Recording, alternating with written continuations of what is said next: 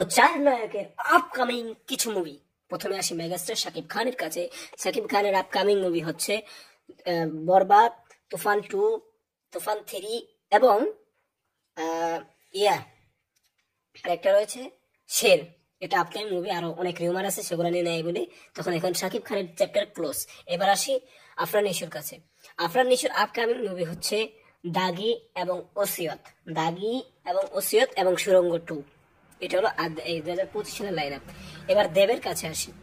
দেবের আপকামিং মুভির মধ্যে রয়েছে বহুল প্রতীক্ষিত মুভি, বহুল আলোচিত মুভি রঘু ডাকাত, খাদান, তারপরে পাগলো 3 ইত্যাদি, চাঁদের পাহাড় 3 এবং আরো অনেক অনেক মুভি আছে যেগুলো এখনো সামনে আসেনি, প্রতীক্ষা এগুলা। এবার ফাইনালি আসি টলিউড বস জিদ্দার কাছে। আসলে শাকিব খান বস, তারপর শাকিব খানের আগে নিয়ে আসছি। আর জিদের ছবি নেই, কারণ আমি জিদকে নিয়ে তো মুভি বানাই না, যেহেতু 4 জন নায়ককে নিয়ে বানাচ্ছি। তো জিদের কথা এখানে বলতেই হয়, জিদের ছবি নেই, সব শাকিব খানের ছবি এখানে দিলাম।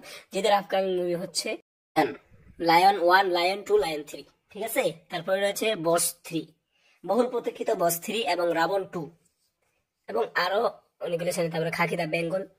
এই পর্যন্তই।